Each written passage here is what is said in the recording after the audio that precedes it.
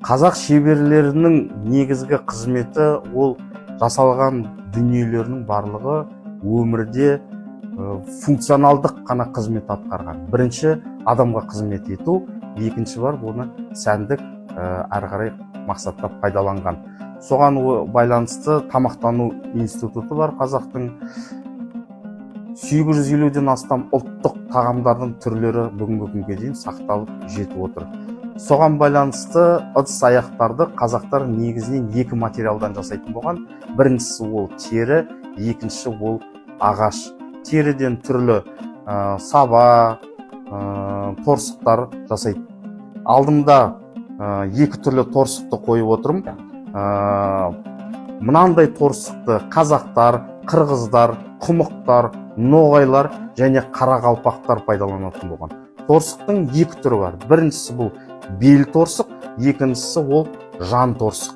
Мынау менің қолымдағы жан торсық, бұл атқа байланатын, ал мынау қолымдағы бұл бел торсық. Яғни бұның ішіне құйылатын сұйықтықтың көлеміне қарай жан торсық ол 1 литрге жуық сұйықтық құйылады, ал бел торсық деген кешіресіздер, ал жан торсық бұл 3 литрден 5 литрге дейінгі сұйықтық құйылады.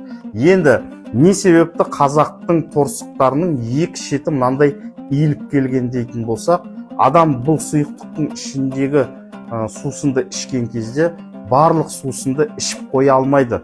Мынау екі шетінде сұйықтық қалып қояды. Қалып қойған сұйықтық бұл ашытқы болып саналады. Яғни көшпелі мал шаруашылығымен айналысқаннан кейін мініп жүрген жаугершілік заманда немесе сапарға шыққан кезде қазақтар биені сауып алады. Сауған кезде бірден осының ішіне құяды. Ішіндегі дайын ашытқы жолда шайқалып, қайтадан қымызға айналатын болған. Ал келесі кезектегі ағаш бұйымдардан жасалынған табақтардың үлгілерін қойып отырмын. Негізінен көбіне емен, терек сияқты қатты ағаштардан жасайтын болған. Әр өңірде ағаш бұйымдарды жасау әртүрлі жүретін болған. Оны кептіру технологиясы бар.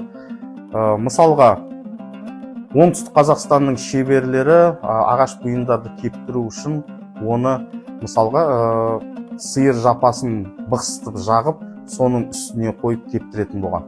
Батыс Қазақстан өңірінің қазақтары балықтың сорпасына салып ағашты қайнататын болған бірнеше күн.